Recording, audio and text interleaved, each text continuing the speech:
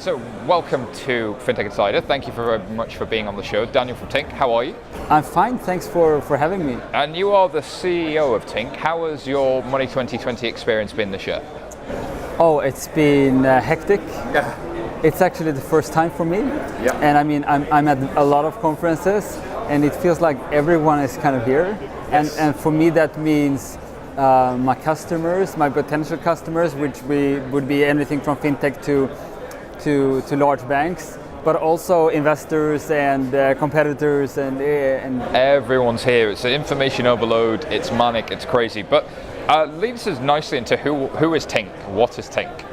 So Tink is essentially a technology provider providing services around open banking, and that would mean we're both the infrastructure provider connecting hundreds of banks to do payment initiation and account aggregation through one unified API.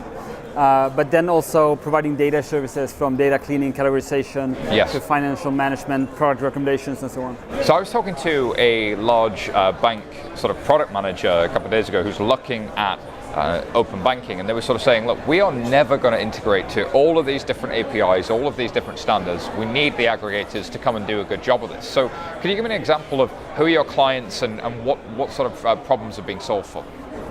I think, well, traditionally, banks have had a few monopolies, viewing people's finances and paying bills, for example. On top of that, then you get a monopoly on doing advisory. And that has led to kind of very static environment. It's hard to compare, it's hard to switch banks. Essentially what the open banking now does is that it moves a tons of power from banks to consumers. So consumers, they can choose who do I want to bank with. Yeah.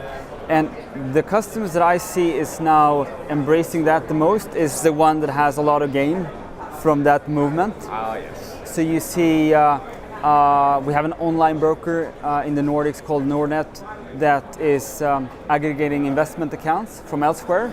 And next to that aggregated account is just a transfer button saying transfer those funds. And that has been available for a long time, yeah, but it's been so cumbersome and so many details and account numbers. And now it's just a button. And I think, and we've seen the same with mortgages in the Nordics. They're just making the understand finances, get better advice, and act upon it. Yeah. So much easier. It makes such a difference to a customer's life if all of the data that already exists about them can be used effectively. But obviously, there's a lot of compliance controls that you need to put around that. So, how many customers you go? Are you live? And how does somebody come and use Tink? So Tink is live in 6 markets today. We're going to be in 10 by the end of the year. We have customers as a blue chip banks would be Nordea, BNP Paribas, ABN AMRO, but also the FinTech unicorns like Klarna. Really?